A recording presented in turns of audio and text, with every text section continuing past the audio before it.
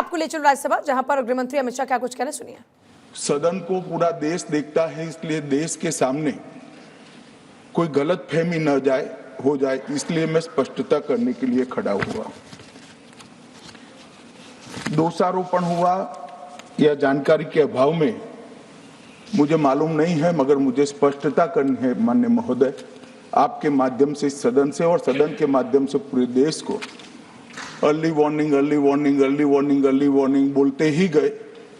अंग्रेजी में जितने भी गंभीर प्रकार के शब्द है अपने भाषण में डालकर इसको बताया गया।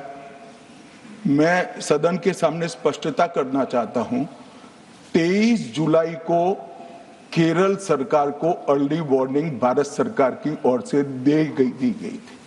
23 जुलाई को, 7 दिन पहले, फिर 24 को गई, फिर 25 को गई, 26 तारीख को मान्यवर ये कहा गया कि 20 सेंटीमीटर से ज्यादा वर्षा होगी, भारी वर्षा होगी, लैंडस्लाइड होने की संभावना है, मड भी रस होकर आ सकता है और लोग इसके अंदर दबकर मर भी सकते हैं। मैं कुछ कहना नहीं चाहता था मान्यवर, मगर भारत सरकार की अर्ली वार्निंग सिस्टम पर सवाल किए गए, इसलिए मैं कहता हूं please listen us, please listen अस, मत चिल्लाइए, प्लीज रीड इट। जो वार्निंग भेजा है उसको पढ़िए जरा। और इस देश में कई राज्य सरकारें ऐसी हैं जिन्होंने इस प्रकार की वार्निंग का उपयोग कर कर जीरो कैजुअलिटी डिजास्टर मैनेजमेंट किया है। मैं ओडिशा राज्य सरकार के लिए भी, उस वक्त हमारी नहीं थी, नवीन बाबू की थी, हमने 7 दिन पहले साइक्लोन का अलर्ट भेजा, सिर्फ एक व्यक्ति मारा गया, वो भी गलती से मारा गया। गुजरात सरकार को हमने साइक्लोन का अलर्ट 3 दिन पहले भेजा, एक पशु भी नहीं मरा साहब। मगर मैं बड़ी विनम्रता के साथ कहना चाहता हूं कि आप जो घिसे पिटे शब्द यहां लेकर आए हैं और डिमांड ही करते जा रहे हैं, अर्ली वार्निंग सिस्टम है। भारत सरकार ने 14 के बाद अर्ली वार्निंग सिस्टम के लिए 2000 करोड़ रुपया खर्च किया है और इसको साझा किया जाता है मान्यवर।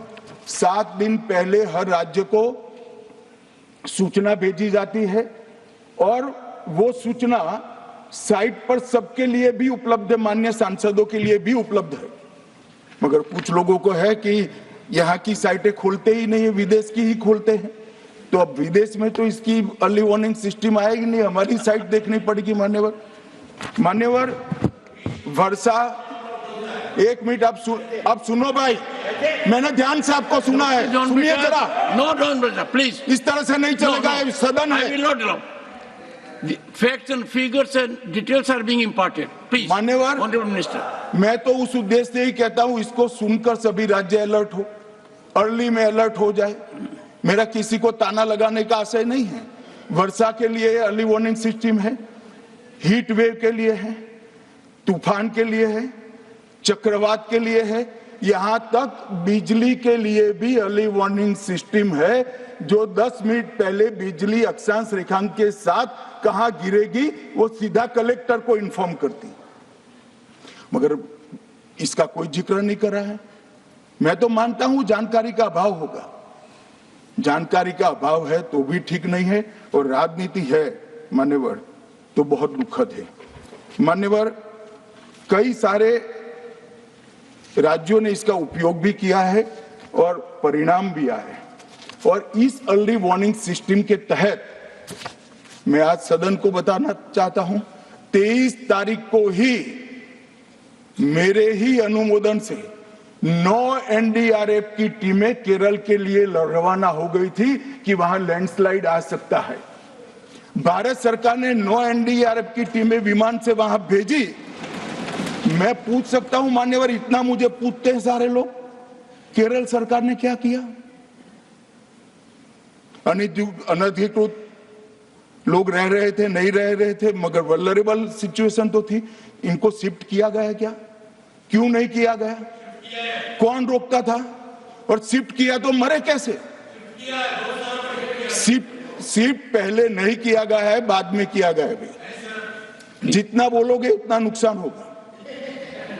मैं बोलना नहीं चाहता, परंतु जब आप आरोपात्मक तरीके से बात करते, मैं शांति से यहाँ बैठकर सुनने ही आया। Would you मान्यवर, take your seat, मैं आज Dr. आपके माध्यम Why से are you interrupting? You आपके raise your माध्यम point. से Please. कहना चाहता हूं कि early warning system Narendra Modi ji 2014 में प्रधानमंत्री बने, 2016 से ये प्रोजेक्ट चालू हुआ और 23 तक दुनिया की सबसे आधुनिक अर्ली वार्निंग सिस्टम कहीं पर है तो भारत में। और इसका 7 दिन पहले इसका अनुमान देने वाले 4 ही देश है, उसमें से एक भारत है। मगर उसको पढ़ना पड़ता है, डिमांड करने से कुछ नहीं होता। मान्यवर, जो उन्होंने कहा कि भाई डिजास्टर के पैसे रिलीज करने का राज्य के साथ पास अधिकार नहीं है, वो गलत है। मान्यवर, मैं इसकी भी स्पष्टता करना चाहता हूं क्योंकि सदन का रिकॉर्ड साफ रहना चाहिए। एसडीआरएफ में 10% राशि कोई भी राज्य अपने हिसाब से अपनी गाइडलाइन से इश्यू कर सकता है और 100% राशि भारत सरकार की जो गाइडलाइन इश्यू हुई है, गाइडलाइन इश्यू के किसी भी परमिशन की भारत सरकार की जरूरत नहीं है, गाइडलाइन को सिर्फ फॉलो करना है। मगर जो ये डिजास्टर के पैसे हैं और कोई हेड के अंदर तो खर्च नहीं हो सकते, हमें इतना तो चेक एंड बैलेंस रखना पड़ेगा। तो फिर भी 10% खर्च तो डिजास्टर के नाम से कुछ भी आप करें कोई नहीं पूछता है। 90% खर्च आप गाइडलाइन के हिसाब से डिजास्टर के लिए भारत सरकार की कोई परमिशन लेने की जरूरत नहीं। और बंगाल का भी कहा मान्यवर, डिटेल स्टेटमेंट नित्यानंद जी पढ़ेगी, मतलब मैं स्ट्रक्चर्ड स्टेटमेंट नहीं दे रहा हूं, सिर्फ स्पष्टताएं कर रहा हूं। मान्यवर, बंगाल का भी कहा, हमने 6,244 करोड़ रुपया 14 से 24 तक बंगाल के अप्रूव किए हैं और जिस प्रकार से इनके खर्च का हिसाब आता है इस हिसाब से रिलीज होते हैं, उसमें से 4619 करोड़ रुपया हमने रीएम्बर्स कर दिया है। मगर वहां थोड़ा प्रॉब्लम है हिसाब भेजने में। अब वो तो मैं अच्छे से नहीं कर सकता साहब, बंगाल ने ही करना पड़ेगा। अकाउंट देना पड़ता है तो सरकार है, कोई पॉलिटिकल पार्टी नहीं है ना। सरकार के कुछ रूल्स होते हैं, रेगुलेशन होते हैं, अकाउंटिंग सिस्टम होती है, एजी का ऑडिट होता है। हम किसी को नहीं मानेंगे तो थोड़ी तकलीफ आएगी, मगर धीरे धीरे आदत पड़ रही है, इंप्रूवमेंट आया है। इसीलिए 6244 में से 4619 करोड़ रुपया इनका रिलीज हो चुका है। और मैं फिर से कहना चाहता हूं मान्यवर, अर्ली वार्निंग सिस्टम दी गई थी, इसीलिए 23 तारीख को हमने एनडीआरएफ की 9 बटालियन वहां पर 9 बटालियन वहां पर हमने भेज दी थी और 3 कल रवाना करी है। एनडीआरएफ की बटालियन उतरने से भी अलर्ट अगर हो जाते तो काफी कुछ बच जाता। मगर मैं किसी पे दोषारोपण नहीं करना चाहता हूं। ये समय है केरल की सरकार के साथ खड़ा रहने का, केरल की जनता के साथ खड़ा रहने का और जो लोगों की हानि हुई है उनके साथ खड़ा रहने का। मैं सदन को विश्वास दिलाना चाहता हूं, irrespective of party politics, Narendra Modi सरकार केरल की जनता और केरल की सरकार दोनों के साथ चट्टान की तरह खड़ी रहेगी, किसी को संशय रखने की जरूरत नहीं। Honorable Minister of State in the Ministry of Home Affairs, Sri Nityanand Rai, may now reply.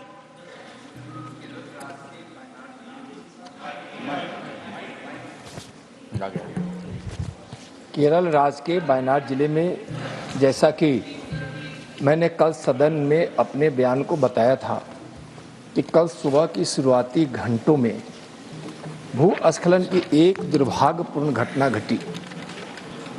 घटना की जानकारी जैसे ही माननीय प्रधानमंत्री जी को और माननीय गृह मंत्री जी को